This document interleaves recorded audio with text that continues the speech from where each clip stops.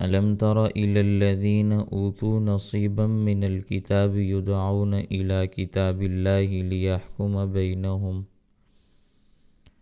ليحكم بينهم ثم يتولى فريق منهم وهم معرضون ذلك بأنهم قالوا لن تمسنا النار إلا أياما معدودات وغرهم في دينهم ما كانوا يفترون فكيف إذا جمعناهم ليوم لا ريب فيه ووفيت كل نفس ما كسبت وهم لا يظلمون قل اللهم مالك الملك تؤتي الملك من تشاء وتنزع الملك ممن تشاء وتعز من تشاء وتذل من تشاء بيدك الخير إنك على كل شيء قدير الم ترى کیا آپ نے نہیں دیکھا الی الذین ان لوگوں کی جانب اوتو جن کو دیا گیا نصیبا من الکتاب کتاب کا ایک حصہ یدعون ان کو بلایا جاتا ہے الی کتاب اللہ اللہ کی کتاب کی جانب لیحکم بینہم تاکہ وہ کتاب ان کے درمیان فیصلہ کرے ثم یتولی پھر رخ پھیرتا ہے منہ پھیرتا ہے فریق منہم ان میں سے ایک فریق وہم معرضون اور وہ اعراض کرنے والا ہوتا ہے اعراض کرنے والے ہوتے ہیں ذالک بانہم ذالک یہ اس وجہ سے ہے بانہم کہ بے شک قالو انہوں نے کہا لن تمسن النار ہرگز نہیں چھوئے گی ہمیں آگ لن تمسنا ہرگز ہمیں نہیں چھوئے گی النار آگ الا ایام معدودات مگر گنتی کے چند دن وغرہم اور ان کو دھوکے میں ڈالا ہوا ہے فی دینہم ان کے دین نے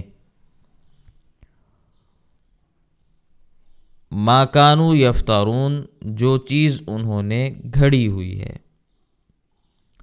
کیفا فکیفا تو پھر کیسے ہوگا اذا جمعناہم جب ہم ان کو اکٹھا کریں گے لیومن اس دن میں لا ریب فی جس میں کوئی شک و شبہ نہیں ووفیت اور پورا دیا جائے گا کل نفس ہر نفس کو ما کسبت جو اس نے کمایا وہم لا یظلمون اور ان پر ظلم بھی نہیں کیا جائے گا قل آپ فرما دیجئے اللہم اے ہمارے پروردگار مالک الملک جو ملکوں کا بادشاہ ہے بادشاہی کا مالک ہے تؤتی الملک من تشاء آپ جس کو چاہتے ہیں بادشاہی عطا فرماتے ہیں وتنزع الملک ممن تشاء اور جس سے آپ چاہتے ہیں تو بادشاہی چھین لیتے ہیں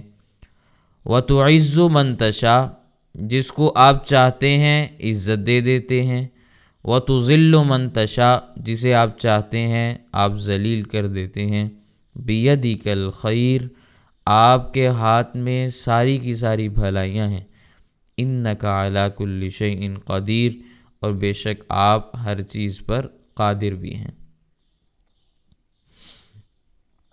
یہ آیات کا ترجمہ ہے جو میں نے آپ کے سامنے پیش کیا۔ کل کے سبق میں جو آیات میں نے آپ کے سامنے پیش کی تھی ان میں یہود کا تذکرہ تھا،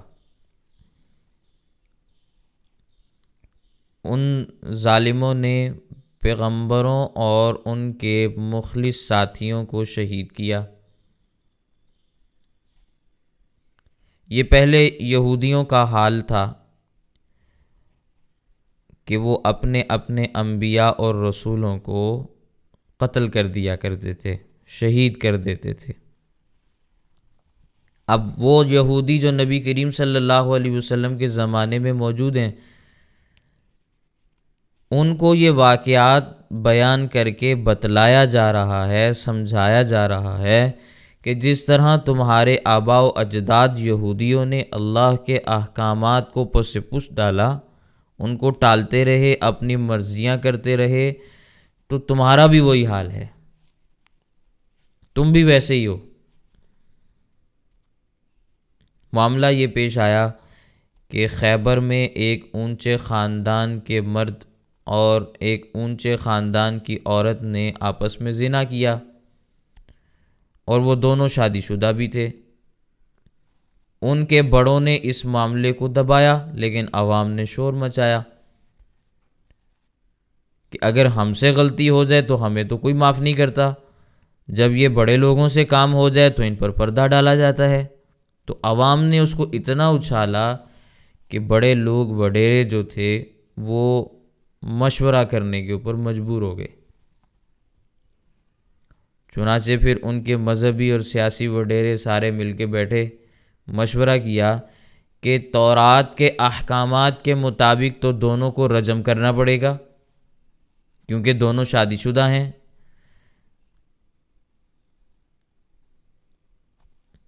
تو ہم رجم تو نہیں کریں گے، البتہ ہلکی پھلکی سی کچھ سزا دے دیتے ہیں تاکہ عوام کا منہ بند ہو جائے۔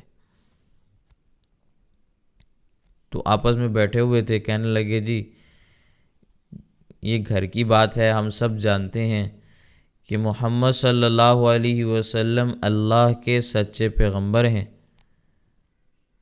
اگرچہ عوام کے سامنے تو ہم یہ بات نہیں تسلیم کرتے، لیکن اندر بیٹھے ہوئے ہیں بند کمرے میں، ابھی تو ہم تسلیم کر سکتے ہیں نا۔ اگرچہ ہم ان کا کلمہ نہیں پڑھتے، لیکن ہم ان کو اللہ کا پیغمبر تو مانتے ہیں۔ ان کی شریعت ہماری شریعت سے بڑی نرم ہے، لہٰذا عوام کا منہ بند کرنے کے لیے ہم ان سے فیصلہ کرا لیتے ہیں۔ چنانچہ اس مشورے کے بعد وہ لوگ خیبر سے مدینہ منورہ آئے۔ یہ خیبر تقریباً مدینہ منورہ سے 200 میل کے فاصلے پر ہے۔ مدینہ منورہ پہنچ کر کچھ تو منافقوں کے گھروں میں ٹھہرے، اور کچھ نبی کریم صلی اللہ علیہ وسلم کے پاس گئے اور کہا کہ ہم یہودی ہیں اور خیبر سے آئے ہیں، ہمیں وقت چاہیے، ہم نے آپ کے سامنے ایک مقدمہ پیش کرنا ہے۔ تو نبی کریم صلی اللہ علیہ وسلم نے فرمایا کہ بھی فلاں وقت میں آ جاؤ۔ مثال کے طور پر یہ کہا ہوگا کہ بھی صبح 10 بجے آ جانا۔ چنانچہ اس بات کی بڑی مشہوری ہوئی، شہرت ہو گئی کہ خیبر کے یہودیوں نے نبی کریم صلی اللہ علیہ وسلم کے پاس صبح اتنے بجے مقدمہ پیش کرنا ہے۔ اب یہودیوں کا ڈیرا منافقوں کے پاس تھا۔ انہوں نے پھر مشورہ کیا کہ اگر کوئی نرم سی سزا دیں گے تو قبول کر لینا، اور اگر رجم کا حکم دے تو قبول نہ کرنا، کیونکہ یہ تو تمہاری کتاب میں بھی لکھا ہوا ہے، تو پھر تمہیں یہاں آنے کی کیا ضرورت ہے۔ تو اس وقت تمام یہودیوں میں جو سب سے بڑا عالم تھا اس کا نام تھا ابن سوریہ۔ فدق کے مقام پہ وہ رہتا تھا، میں نے اس کا تذکرہ سورۃ البقرہ میں آپ کے سامنے کیا تھا۔ اب یہ فدق بھی خیبر سے تقریباً 3 میل کے فاصلے پر ہے۔ تو یہ ابن سوریہ بھی اس وفد میں شامل تھا، بہت بڑا یہودی تھا، بہت بڑا عالم تھا اپنے مذہب کا، ایک آنکھ سے کانا بھی تھا، تورات کا بھی بڑا ماہر تھا اور دیگر آسمانی کتابوں کا بھی بڑا ماہر تھا۔ صبح کو یہ یہودی نبی کریم صلی اللہ علیہ وسلم کے پاس آئے، کہنے لگے ہمارا فیصلہ کریں۔ بڑا مجمع تھا، یہودی بھی تھے، مسلمان بھی تھے، منافق بھی تھے، سارے طبقات وہاں موجود تھے۔ نبی کریم صلی اللہ علیہ وسلم نے فرمایا کہ کیا فیصلہ کرنا ہے؟ کہنے لگے ہم میں سے ایک عورت اور ایک مرد نے جو کہ شادی شدہ تھے زنا کا ارتکاب کیا ہے، اب اس کی سزا کیا ہے؟ تو نبی کریم صلی اللہ علیہ وسلم نے فرمایا بھی اس جرم کی سزا تمہاری کتاب میں نہیں ہے، آپ کی کتاب میں یہ بات نہیں لکھی ہوئی۔ کہنے لگے ہے تو صحیح، لیکن واضح حکم نہیں ہے۔ نبی کریم صلی اللہ علیہ وسلم نے فرمایا بھی لے آؤ تورات لاؤ۔ تو وہ تورات لے آئے۔ اب ان میں جو سب سے بڑا ان کا عالم تھا وہ ابن سوریہ تھا، اس نے پڑھنی شروع کی، لیکن جہاں سزا کا حکم تھا وہاں اس نے عبارت کو چھوڑ دیا، الفاظ نہیں پڑھے، اس سے پہلے والا اور اس کے بعد والا حصہ پڑھ دیا۔ مثال کے طور پر میں بات آپ کو سمجھانے کے لیے عرض کر دیتا ہوں، اس نے شروع کیا الحمدللہ رب العالمین الرحمن الرحیم، درمیان میں چھوڑ دیا اہدنا الصراط المستقیم، مالک یوم الدین چھوٹ گیا، ایاک نعبد و ایاک نستعین یہ بھی چھوٹ گیا۔ تو اس طرح اس نے معاملہ کیا۔ تو اس مجلس میں حضرت عبداللہ بن سلام رضی اللہ تعالیٰ عنہ موجود تھے، جو پہلے یہودیوں کے بہت بڑے عالم اور پیر تھے، بعد میں اللہ تعالیٰ نے ان کو ایمان کی توفیق عطا فرمائی اور مسلمان ہو گئے۔ تو یہ تورات کے بہت بڑے ماہر تھے۔ فرمانے لگے حضرت کذب عدو اللہ، اللہ کا یہ دشمن غلط بیانی کر رہا ہے، وہ آیات جن میں یہ حکم ہے ان کو یہ کھا گیا ہے، اگلی پچھلی آیات پڑھ دی، درمیان میں اس نے چھوڑ دیا۔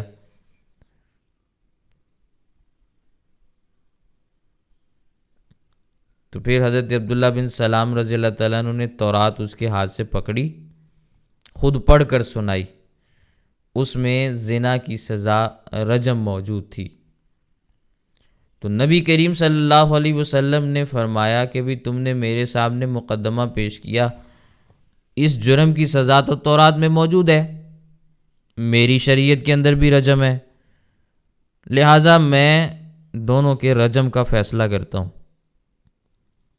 چنانچہ پھر ان دونوں کو مدینہ منورہ میں رجم کیا گیا۔ اب جب وہ مقدمہ لے کر آئے تھے تو نبی کریم صلی اللہ علیہ وسلم نے فرمایا تھا تمہارے پاس اللہ تعالیٰ کی کتاب تورات ہے، اس کے مطابق فیصلہ کرو۔ تو انہوں نے کہا تھا کہ بھئی ہمیں چھوڑو، ہماری کتاب کو بھی چھوڑو، آپ اپنی شریعت کے مطابق فیصلہ کر کے بتاؤ۔ اس کا تذکرہ روایات کے اندر آتا ہے کہ ہم آپ کے پاس تو اس لیے آئے ہیں، اگر اپنی شریعت کے مطابق ہم نے فیصلہ کرنا ہوتا تو ہمارے ہاں تو حکم موجود تھا، آپ کے پاس اس لیے آئے ہیں کہ آپ کی شریعت کے مطابق فیصلہ کرنا چاہتے ہیں۔ تو اللہ تعالیٰ نے اس قسم کے افراد کا یہاں پہ تذکرہ کیا اور ان کی وضاحت کو بڑے اچھے انداز میں بیان کر دیا۔ الم تر الی الذین اوتوا نصیبا من الکتاب، کیا آپ نے ان لوگوں کی طرف نہیں دیکھا جن کو کتاب کا ایک حصہ دیا گیا؟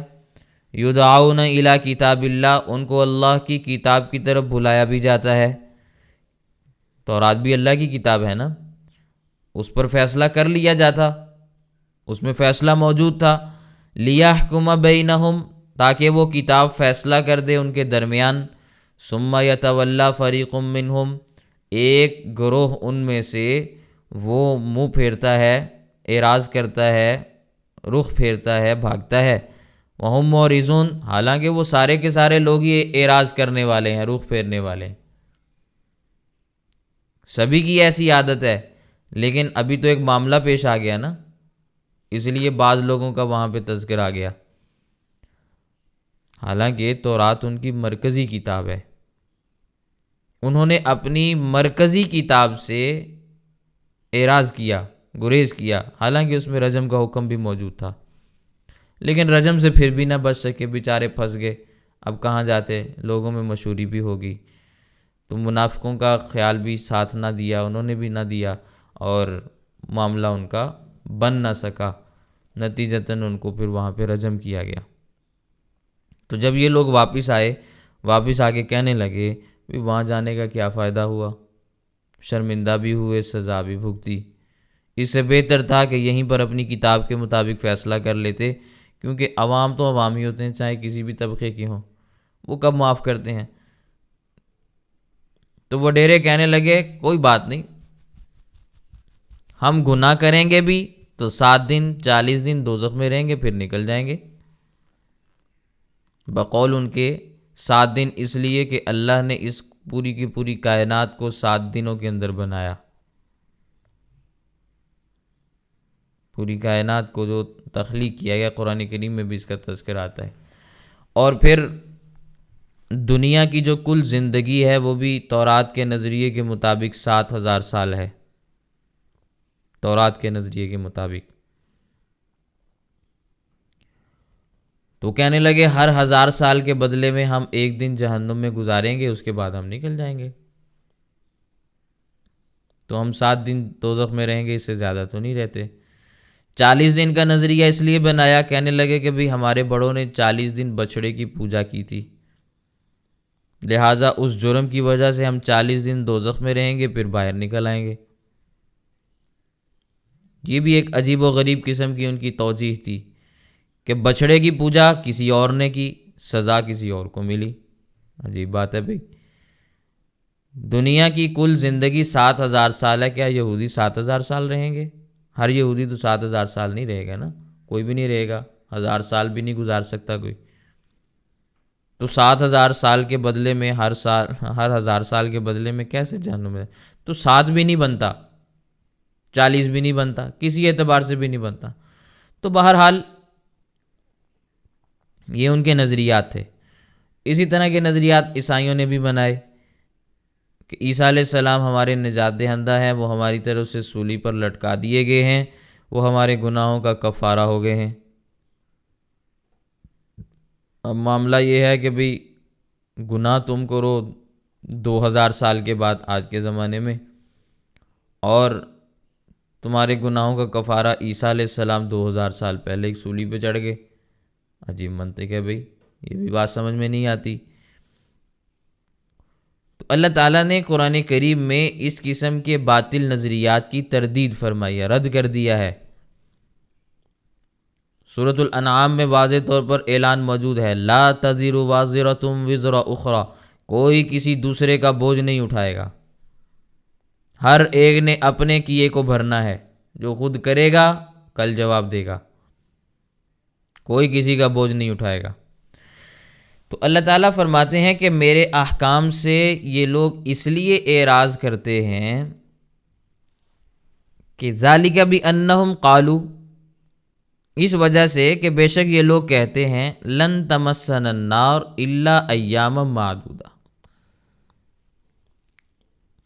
کہ ہمیں دوزخ کی آگ گنتی کے چند دنوں کے علاوہ نہیں چھو سکے گی۔ پھر بعضوں نے 7 دن بیان کیے، بعضوں نے 40 دن۔ اللہ تعالیٰ نے اس کی تردید بیان کر دی، رد کر دیا اس کو، فرمایا وغرہم فی دینہم ما کانوا یفترون، ان کو ان کے دین کے مسئلے میں دھوکے میں مبتلا کیا گیا ہے، جھوٹی بات ہے جو وہ لوگ گھڑ رہے ہیں، یہ ان کا دین نہیں ہے، یہ کسی نے ان کو غلط پٹی پڑھا دی ہے، دھوکے میں مبتلا کر دیا ہے، یہ جھوٹ بول رہے ہیں، یہ 40 دن یہ 7 دن یہ جھوٹ ہیں، ان کی کوئی حقیقت نہیں ہے۔ فَكَيْفَ إِذَا جَمَعْنَاهُمْ لِيَوْمٍ لَا رَيْبَ فِيهِ، کیسے ہوگا یہ معاملہ جب ہم ان کو اکٹھا کریں گے اس دن میں جس دن کے آنے میں کوئی شک و شبہ نہیں، یعنی قیامت کا دن کہ جس کے قائم ہونے میں کوئی شک و شبہ نہیں، اس دن یہ کیسے اس قسم کی باتیں کر سکتے ہیں۔ وَوُفِّيَتْ كُلُّ نَفْسٍ مَا كَسَبَتْ، ہر نفس کو وہی دیا جائے گا جو اس نے کمایا، پورا پورا بدلہ دیا جائے گا، نیکی کا ہو یا بدی کا ہو، ذرہ برابر بھی کمی زیادتی نہیں ہوگی، کسی کی نیکی میں ذرہ برابر بھی نہ کمی کی جائے گی، نہ ہی اس کے گناہوں میں ذرہ برابر اضافہ کیا جائے گا کہ ایک بندے نے ایک گناہ کیا ہی نہیں، آپ نے اس کے کھاتے میں ڈال دیا، ایسا بھی نہیں ہوگا۔ وَهُمْ لَا يُظْلَمُونَ، کسی پر ظلم بھی نہیں کیا جائے گا، کسی پر زیادتی نہیں کی جائے گی۔ یہ بات یاد رکھیں، قیامت مرنے کا نام ہے، اس لیے اللہ کے نبی صلی اللہ علیہ وسلم نے فرمایا من مات فقط قامت قیامتہ، جو مر گیا اس کی قیامت قائم ہوگی۔ یہ جو درمیان کا معاملہ ہے نا، یہ درمیان والی زندگی ہے، اس کو آپ حوالات سمجھ سکتے ہیں، جیل خانہ۔ جو آدمی جیل میں ہوتا ہے وہ سرکاری گرفتاری میں ہوتا ہے، سرکاری تحویل میں ہوتا ہے، آنکھ بند ہونے کی دیر ہے، ساری حقیقت سامنے آ جاتی ہے، دودھ کا دودھ پانی کا پانی ہو جاتا ہے۔ دنیا میں حوالات میں ہر قسم کے افراد کو رکھا جاتا ہے، پریشان نہیں ہونا، جن کے قصور نہیں ہوتے ان کو بھی رکھا جاتا ہے، جن کے قصور ہوتے ہیں ان کو بھی رکھا جاتا ہے، دونوں کو رکھا جاتا ہے۔ میں نام لے کر آپ کو بتا سکتا ہوں جن کے قصور نہیں ہیں، آج بھی سرکاری تحویل میں ہیں، رہ رہے ہیں وہاں پہ، رکھا ہوا ہے ان کو، جیلوں میں بند نہیں کیا ہوا لیکن سرکاری تحویل میں ہیں۔ اور ایسے بھی ہیں جو گرفتار ہیں سرکاری تحویل میں، جیل میں بند ہیں۔ تو یہ جو برزخ کا معاملہ ہے یہ سرکاری تحویل ہے، بسا اوقات اس سرکاری تحویل میں رکھ کے نعمتیں کھلائی جاتی ہیں، نعمتیں کھلائی جاتی ہیں، یہاں بھی ایسا ہوتا ہے اور یہ دنیا بھر میں ہوتا ہے، ناواقف لوگ اس کو نہیں سمجھ پاتے لیکن ہوتا ہے۔ سمجھ آئی ہے میری بات؟ جو جیل میں ہیں وہ تو جیل میں ہوتے ہیں نا، بعض لوگ ایسے بھی ہوتے ہیں جو سرکاری تحویل میں ہوتے ہیں، پتہ نہیں ہوتا وہ کہاں ہیں لیکن ہوتے سرکار کے پاس ہیں،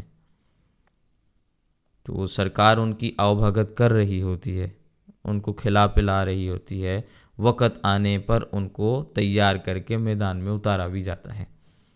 بہت ساری چیزیں ہیں معاشرے میں چلتی ہیں، اس لیے اس کے لیے بھی فہم چاہیے ہوتی ہے، سمجھ چاہیے ہوتی ہے۔ یہ جو آنے والے آ کے نعرہ لگاتے ہیں نا، اور چلنے والے ان کی آواز پہ لبیک کہتے ہوئے چلتے ہیں کہ قائد آپ قدم بڑھاؤ ہم آپ کے ساتھ ہیں، تو یہ قائد کسی کے اشارے پر قدم بڑھاتا ہے، وگرنہ قائد میں قدم بڑھانے کی ہمت نہیں ہوتی۔ سمجھ میں آئی ہے بات؟ بہرحال یہ بہت لمبا موضوع ہے۔ جو قائد بغیر کسی کے اشارے کے قدم بڑھا دے نا، اس قائد کے لیے زندہ رہنا مشکل ہو جاتا ہے، مشکل ہو جاتا ہے اس کے لیے زندہ رہنا۔ تو بہرحال یہ ایک دوسرا موضوع ہے۔ تو یہ حوالات کا جو معاملہ ہے جسے برزخ کی زندگی کہا جاتا ہے، اس برزخ کی زندگی میں بعض لوگوں کو نعمتیں دی جاتی ہیں، بعض لوگوں کی ٹھکائی ہوتی ہے، لیکن قیامت قائم ہو گئی۔ عرض جنت عرض نار، اس کو یوں بھی کہا جاتا ہے، جنت اور جہنم کو پیش کیا جاتا ہے۔ تو بہرحال غزوہ بدر کے بعد ایک دن نبی کریم صلی اللہ علیہ وسلم مدینہ منورہ کے ایک بازار سے گزر رہے تھے، اور یہ بازار بنو قینقاع کے یہودیوں کا تھا، بڑا لمبا چوڑا بازار تھا۔ اب دکاندار نبی کریم صلی اللہ علیہ وسلم کے ارد گرد جمع ہو گئے، اکثریت ان میں یہودیوں کی تھی، مسلمان بھی تھے، عیسائی بھی تھے۔ نبی کریم صلی اللہ علیہ وسلم نے یہودیوں اور عیسائیوں کو واعظ و نصیحت فرمائی، اسلام کی دعوت دی، انہوں نے تسلیم نہیں کیا۔ اب وہاں جو صحابہ کرام موجود تھے، آپ صلی اللہ علیہ وسلم نے انہیں فرمایا کہ جس طرح اللہ تعالیٰ نے تمہیں غزوہ بدر میں کامیابی عطا فرمائی ہے، ایک وقت ایسا آئے گا کہ روم اور فارس بھی تمہارے قبضے میں ہوں گے، ایران بھی فتح ہوگا، روم بھی فتح ہوگا۔ اس وقت میں یہ دو سپر طاقتیں تھیں، بڑی حکومتیں تھیں، ایک ایران تھا جس کے بادشاہ کا لقب تھا کسریٰ، دوسری روم کی حکومت تھی جس کے بادشاہ کا لقب تھا قیصر۔ باقی سارے ان دو طاقتوں کے ساتھ ملے ہوئے تھے، جیسے آج کے زمانے میں دو طاقتیں ہیں نا، بہرحال طاقت کا توازن آج کے زمانے میں بگڑا ہوا ہے، چھوڑیں ان معاملات کو۔ تو اس زمانے میں بھی دو معاملات تھے، دو حکومتیں تھیں، تو بعض قیصر کی حکومت کے ساتھ تھے، بعض کسریٰ کے ساتھ تھے، چھوٹی حکومتیں۔ یہ جو خلیج فارس بنتی ہے نا، اس کی جتنی بھی حکومتیں ہیں، یہ ابو ظبی ہے، مسقط ہے، بحرین ہے، دوحہ ہے، یہ ساری ایران کے ماتحت تھیں، یہ کسریٰ کے پاس آتی۔ تو جب نبی کریم صلی اللہ علیہ وسلم نے فرمایا نا کہ ایک وقت آئے گا اللہ تعالیٰ تمہیں روم پر فتح عطا فرمائیں گے، ایران فتح ہو جائے گا، تو یہودیوں نے بھنگڑا ڈالا، مذاق اڑایا، کہنے لگے اے محمد تجھے مکہ کے ناتجربہ کار لوگوں پر کامیابی حاصل ہوئی ہے، جو لڑائی کے فن کو نہیں جانتے، اب آپ کو ایران اور روم کے فتح کرنے کی خواہش ابھر رہی ہے، وہ بڑی منظم حکومتیں ہیں، اور اس میں کوئی شک و شبہ نہیں تھا کہ ظاہری طور پر وہ حکومتیں بڑی منظم اور بڑی طاقتور حکومتیں تھیں، سپر پاور تھی اپنے زمانے میں۔ صرف آپ اگر جنگ یرموک کا تھوڑا سا مطالعہ کریں نا، جس کا آغاز حضرت سیدنا صدیق اکبر رضی اللہ تعالیٰ عنہ کے دور میں ہوا ہے، اختتام حضرت فاروق اعظم رضی اللہ عنہ کے دور کے اختتام پر ہوا ہے، اتنی لمبی جنگ ہے۔ اس جنگ میں مسلمانوں کی تعداد 45,000 ہے، مقابلے میں رومیوں کی فوج کی تعداد 7 لاکھ ہے۔ 3,000 مسلمان اس جنگ کے اندر شہید ہوئے ہیں، اور 1,30,000 کے قریب رومی مارے گئے اور بھاگے ہیں وہاں سے۔ تو آپ اندازہ لگائیں کتنی منظم اور کتنی طاقتور حکومت ہوگی۔ تو عیسائیوں نے بھی ایک دوسرے سے کہا کہ بھئی تمہیں پتہ بھی ہے کہ ایران اور روم ہیں کیسے، جن کو فتح کرنے کے تم خواب دیکھ رہے ہو۔ تو اس موقع کے اوپر یہ آیات نازل ہوئیں، قل اللہم مالک الملک، آپ فرما دیں اے اللہ بادشاہی کے مالک آپ ہیں، مالک الملک، بادشاہوں کے بادشاہ آپ ہیں، حکومتوں کے بادشاہ آپ ہیں، بادشاہی کے مالک آپ ہیں۔ تؤتی الملک من تشاء، آپ جس کو جو بادشاہی دینا چاہیں دے دیتے ہیں، وتنزع الملک ممن تشاء، جس سے جہاں کی حکمرانی چھیننا چاہیں تو آپ چھین لیتے ہیں۔ آپ تو مالک ہیں، آپ تو رب ہیں، آپ کے اختیار میں ساری کی ساری چیزیں ہیں۔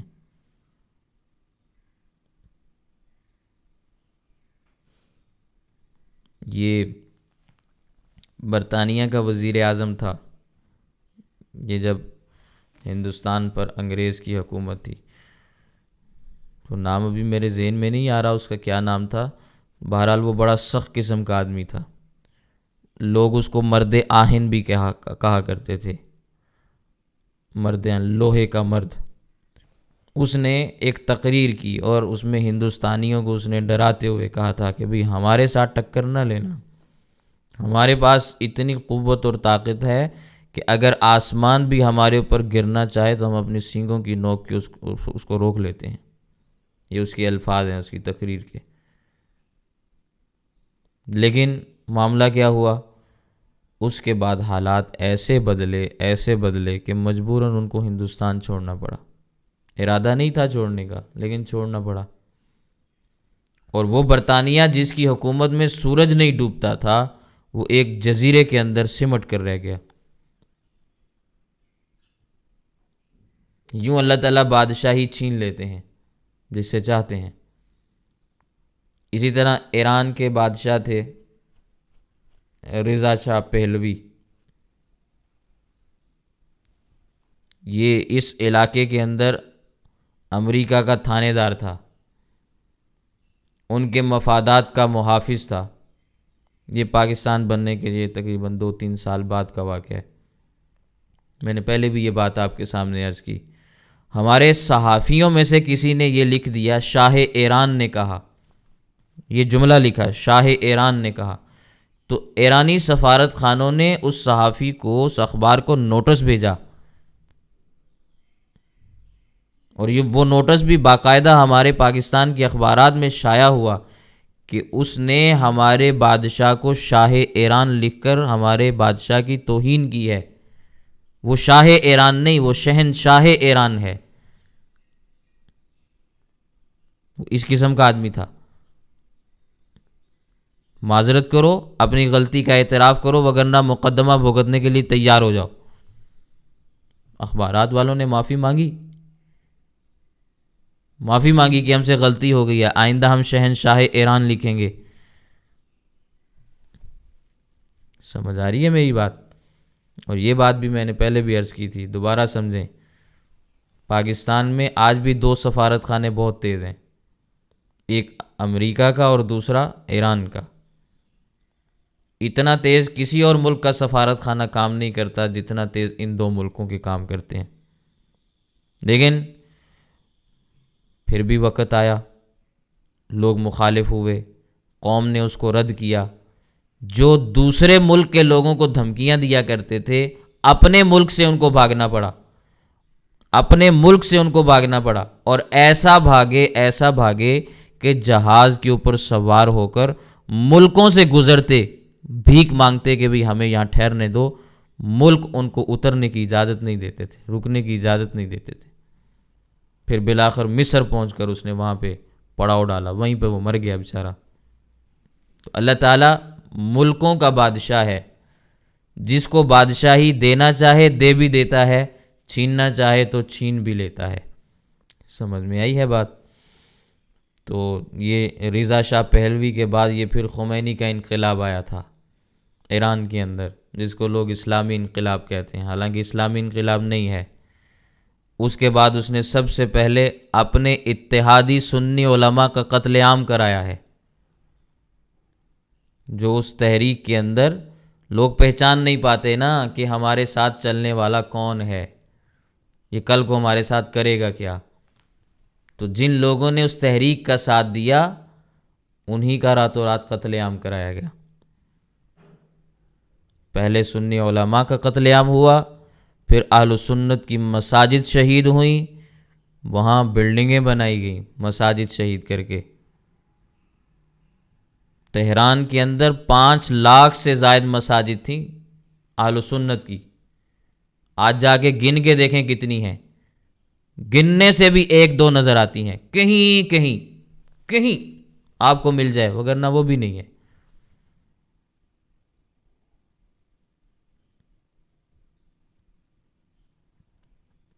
انشاءاللہ ثم انشاءاللہ یہ سورج بھی غروب ہو جائے گا۔ جو حکومتیں ظلم کی بنیاد پہ کھڑی ہوتی ہیں، ان کی مدتیں زیادہ نہیں ہوتی، مٹ جاتی ہیں، عنقریب مٹنے والی ہیں۔ آپ کو حالات کا اندازہ نہیں، الحمدللہ اللہ کے فضل و کرم سے بصیرت اور بصارت دونوں زندہ ہیں، ہم دیکھتے ہیں کہ عنقریب مٹنے والی ہیں، یہ طاقتیں ختم ہو جائیں گی، زیادہ دیر نہیں ہے۔ تو اللہ تعالیٰ بادشاہی دیتے بھی ہیں، بادشاہی چھینتے بھی ہیں، مالک الملک ہیں۔ تؤتی الملک من تشاء وتنزع الملک ممن تشاء۔ اے پروردگار، آپ جس کو عزت دینا چاہتے ہیں اس کو آپ عزت بھی دے دیتے ہیں، جسے آپ ذلیل کرنا چاہتے ہیں اسے آپ ذلیل بھی کر دیتے ہیں۔ بیدک الخیر، آپ کے ہاتھ میں ساری بھلائیاں ہیں۔ انک علی کل شیء قدیر، آپ ہر چیز پر قادر بھی ہیں۔ تو جب یہ آیات نازل ہوئیں تو نبی کریم صلی اللہ علیہ وسلم نے اپنے ساتھیوں کو مطلع فرمایا کہ میں ذاتی طور پر تمہیں کچھ نہیں کہتا، میں نے تمہیں جو ایران اور روم کے فتح ہونے کی بشارت سنائی ہے، یہ اللہ تعالیٰ نے فرمایا ہے، اللہ کا حکم ہے۔ چنانچہ ایسے ہی ہوا۔ حضرت عمر رضی اللہ تعالیٰ عنہ کے دور میں ایران بھی مکمل فتح ہوا، اور روم کا آدھے سے زیادہ حصہ فاروق اعظم رضی اللہ عنہ کے دور میں فتح ہو چکا تھا۔ بعد میں پھر جو باقی حصہ رہ گیا وہ حضرت عثمان غنی رضی اللہ عنہ کے دور میں مکمل ہوا، اور چلتے چلتے معاملہ افغانستان تک آ گیا۔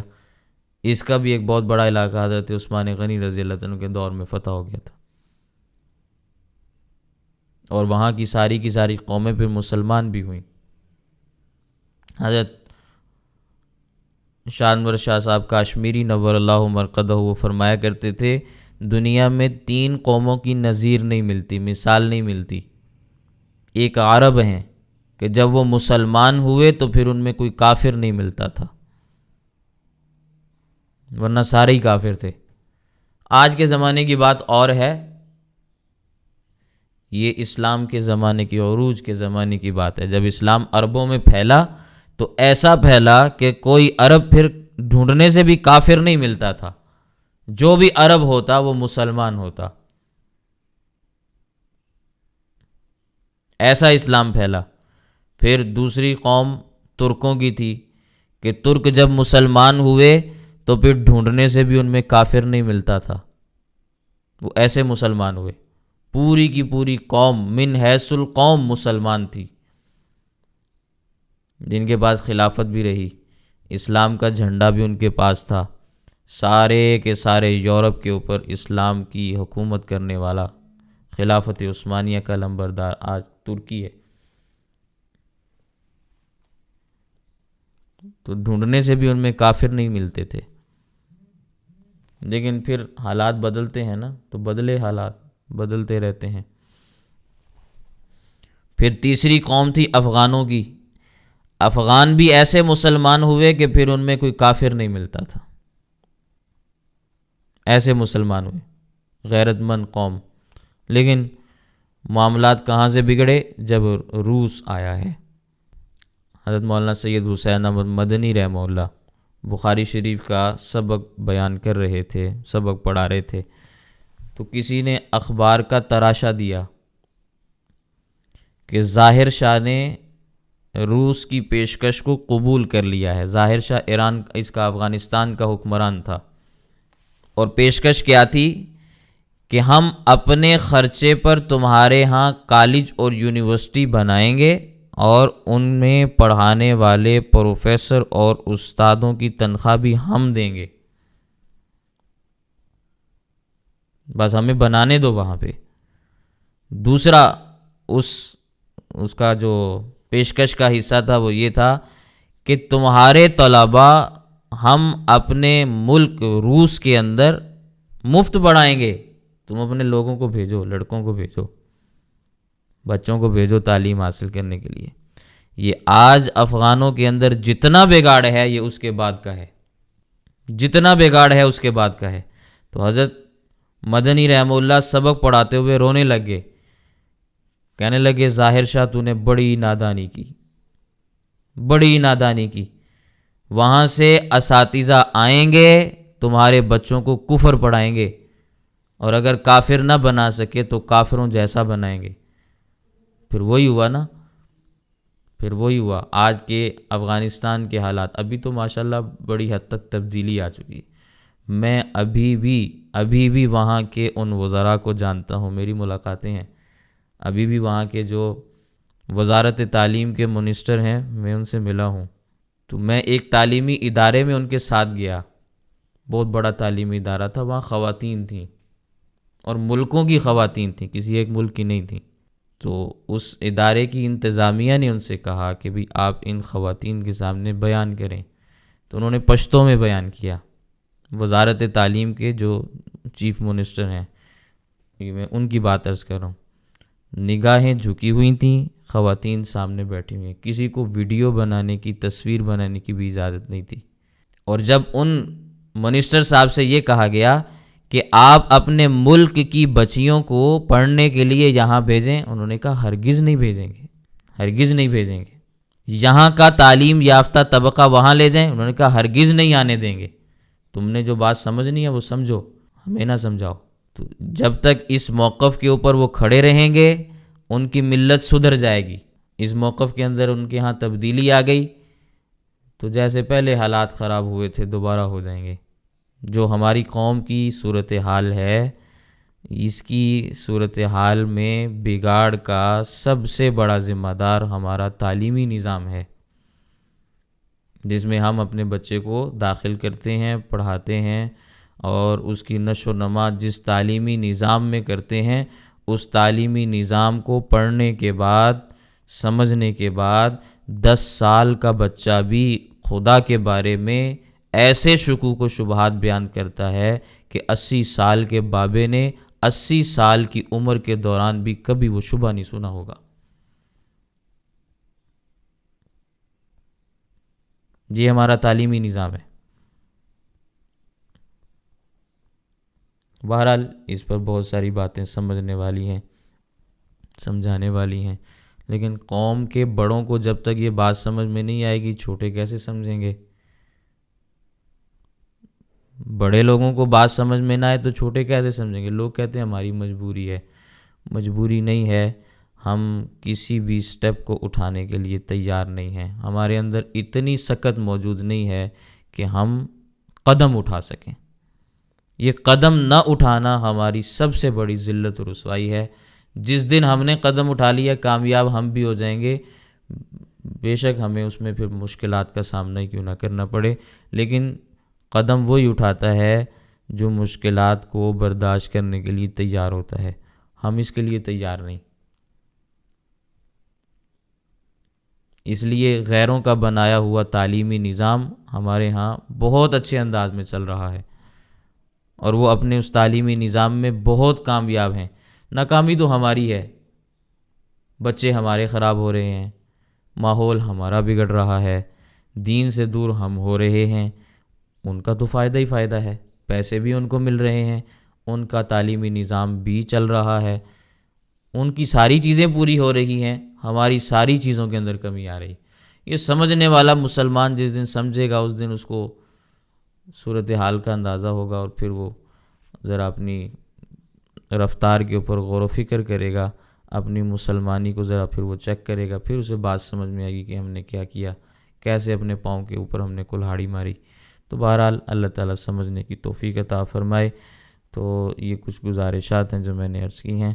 ترجمہ دوبارہ دیکھ لیں، آیات کا ترجمہ میں آپ کے سامنے عرض کر دیتا ہوں۔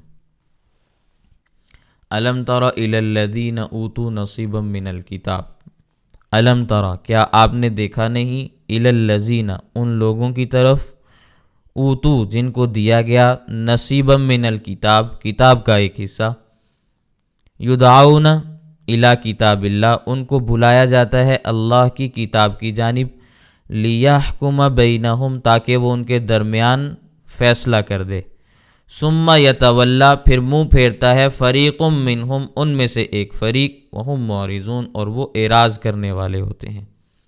ذالکہ یہ اس وجہ سے ہے، بِأَنَّهُمْ قالوا انہوں نے کہا کہ بے شک لن تمسنا النار الا ایاما معدودہ کہ ہمیں آگ تو صرف چند دن، گنتی کے چند دن چھوئے گی، وغرہم فی دینہم اور ان کو دھوکے میں ڈالا، ان کے دین کے مسئلے میں ان کو دھوکے میں مبتلا کیا گیا، ما کانوا یفترون ایسی چیز ان کو بیان کی گئی جو گھڑی ہوئی تھی۔ فکیفا تو پھر یہ کیسے ہوگا، اذا جمعناہم جب ہم ان کو اکٹھا کریں گے، لیوم لا ریب فیہ اس دن میں جس دن کے آنے میں کوئی شک و شبہ نہیں، ووفیت کل نفس ما کسبت اور ہر آدمی کو پورا پورا دیا جائے گا جو اس نے کمایا، جو اس کے ہاتھوں نے کیا، وہم لا یظلمون ان پر ظلم بھی نہیں کیا جائے گا۔ قل اللہم مالک الملک آپ کہہ دیجئے کہ اے اللہ آپ ہی بادشاہی کے بادشاہ ہیں، بادشاہی کے مالک آپ ہیں، تؤتی الملک من تشاء آپ جس کو چاہتے ہیں بادشاہی دے دیتے ہیں، وتنزع الملک ممن تشاء جس سے چاہتے ہیں آپ بادشاہی چھین لیتے ہیں، وتعز من تشاء جس کو چاہتے ہیں آپ عزت دیتے ہیں، وتذل من تشاء جسے چاہتے ہیں آپ ذلیل کر دیتے ہیں، بیدک الخیر آپ کے ہاتھوں میں، آپ کے پاس ساری کی ساری بھلائیاں ہیں، انک علی کل شیء قدیر آپ ہر چیز پر قادر ہیں، قدرت رکھنے والے ہیں۔